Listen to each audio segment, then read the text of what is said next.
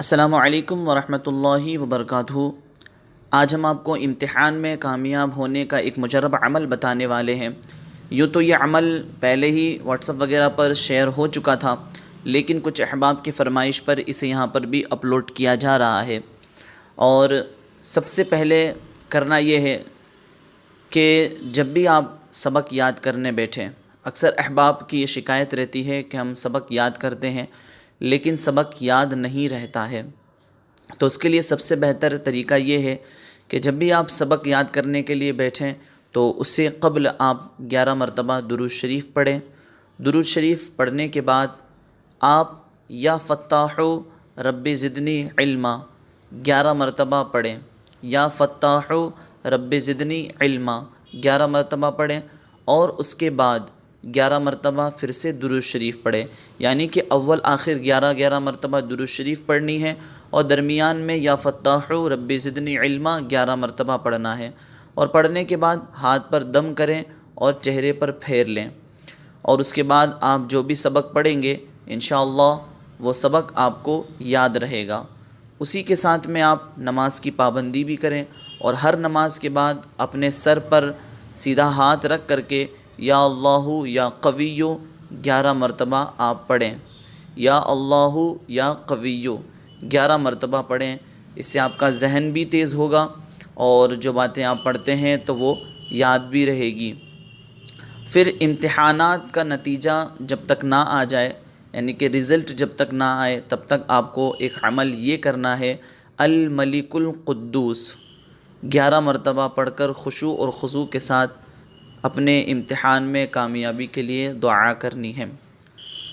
اور اسی کے ساتھ میں جب آپ امتحان دینے جائیں تب کیا کریں؟ تو جب بھی آپ امتحان دینے کے لیے جائیں تو راستے میں استغفر اللہ ربی من کل ذنب و اتوب الیہ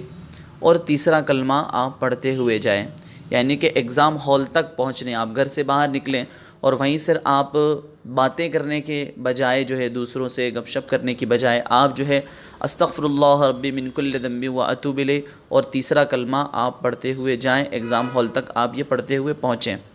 پھر جب ایگزام ہال میں آپ پہنچ جائیں، امتحان گاہ میں پہنچ جائیں، تو کاپی جب آپ کے ہاتھ میں آئے تو آپ سورہ فاتحہ 1 مرتبہ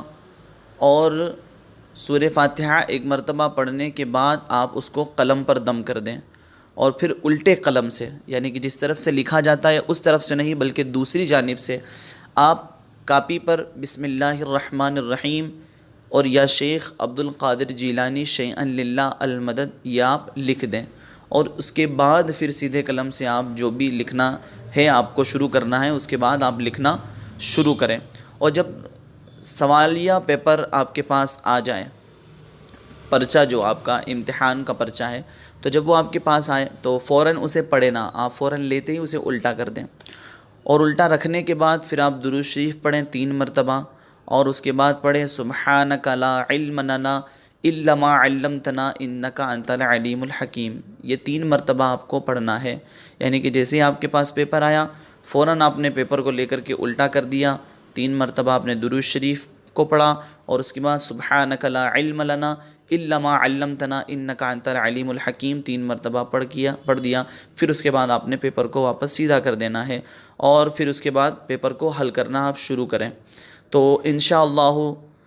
غیبی امداد ہوگی۔ اور جب امتحان دے چکیں تو ہر نماز کے بعد بھی کامیابی کے لیے آپ دعا کریں، جو اوپر طریقہ بتایا ہے اس طریقے سے، اور عمل سے قبل آپ سچے دل سے اللہ تبارک و تعالیٰ کی بارگاہ میں اپنے گناہوں سے توبہ کریں، اور بے حیائی اور بری باتوں سے حتی المقدور